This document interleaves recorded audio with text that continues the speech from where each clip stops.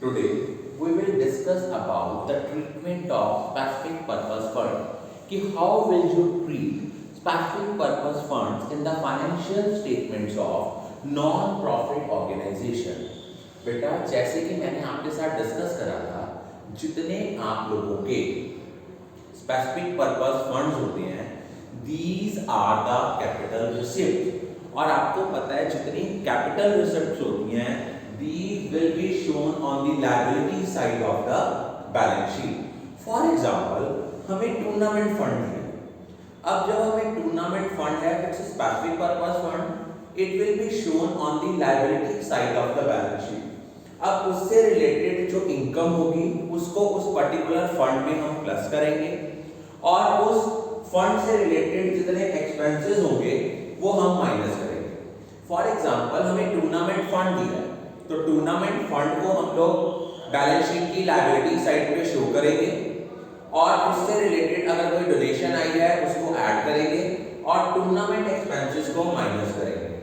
लेकिन अगर हमने बेटा कोई टूर्नामेंट फंड इन्वेस्टमेंट करी है, that will be shown on the asset side of the balance sheet. तो दोबारा सुनिए, जितने स्पेसिफिक पर्पस फंड्स होते हैं, these are the capital receipts and all capital receipts are shown on the liability side of the balance sheet. और उनसे related कोई specific income आई है तो उसको उस पर्टिकुलर फंड में हम ऐड करते हैं. अगर उस फंड से रिलेटेड हमने कोई एक्सपेंसेस इनकर किए हैं तो उसको उसी फंड में हम लोग क्या करते हैं, माइनस करते हैं. और अगर आपने उस फंड में से कोई पैसा इन्वेस्ट किया है, that will be shown on the asset side of the balance sheet as an asset like tournament fund investment.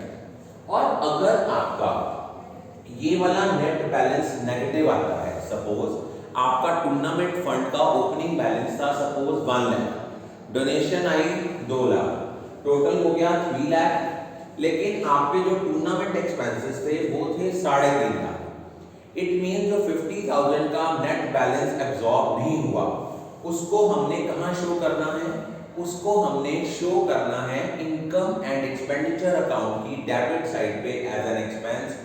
उसको हम लिखेंगे टू टूर्नामेंट एक्सपेंसेस 50,000. दोबारा सुनिए बेटा, अगर हमारा लायबिलिटी साइड में स्पेसिफिक पर्पस फंड के ओपनिंग बैलेंस में उस स्पेसिफिक पर्पस फंड की इनकम को ऐड करके और उसी स्पेसिफिक फंड के एक्सपेंसेस को माइनस करने के बाद अगर बेटा हमारा नेट बैलेंस नेगेटिव आएगा, उस नेगेटिव बैलेंस को हम कहाँ शो करेंगे, उस नेगेटिव बैलेंस को हम लोग शो करेंगे on the debit side of income and expenditure account as an expense.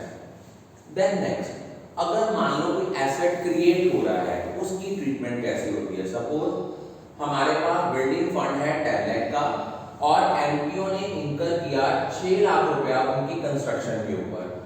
इसकी ट्रीटमेंट कैसी होगी, सेम, हम एक्सट्रैक्ट ऑफ बैलेंस शीट बनाएंगे, लेकिन जितना पैसा हम एसेट को क्रिएट करने में खर्च कर रहे हैं उसको पहले हम कैपिटल फंड में प्लस करेंगे और उस स्पेसिफिक फंड में से माइनस करेंगे. दोबारा सुनिए, एसेट क्रिएट करने में अगर हम लोग कोई अमाउंट इनकर कर रहे हैं उसको कैपिटल फंड में प्लस करेंगे और उस स्पेसिफिक फंड में से माइनस करेंगे और बैलेंस शीट में उसको एज एन एसेट शो करेंगे. जैसे हमने किया building in progress, means building is still in the construction stage, तो इसको हमने लिख दिया building in progress. Is it clear? उसके बाद हमारा आता है कि हमने कंज्यूमेबल आइटम्स की ट्रीटमेंट कैसे करनी है, like stationery consume, medicine consume, हम कैसे निकालते हैं.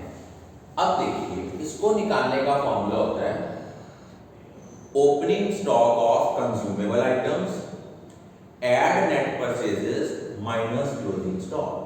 अब आपके माइंड में क्वेश्चन अराइज होगा, सर हम नेट परचेजेस कैसे निकालेंगे. नेट परचेजेस निकालने का बेटा फॉर्मूला होता है amount paid to creditors add opening advances minus closing advances add closing creditors minus opening creditors. या हम लोग यहाँ से क्रेडिटर अकाउंट भी बना सकते हैं. क्रेडिटर अकाउंट से हमारी जो बाय परचेजेस बैलेंसिंग फिगर आएगी that will be our net purchases. एक चीज याद रखना, जो opening stock of consumable opening balance sheet में एज एन एसेट शो होगा, लेकिन जो closing stock of consumable items है ये क्लोजिंग बैलेंस शीट में एज एन एसेट शो होगा।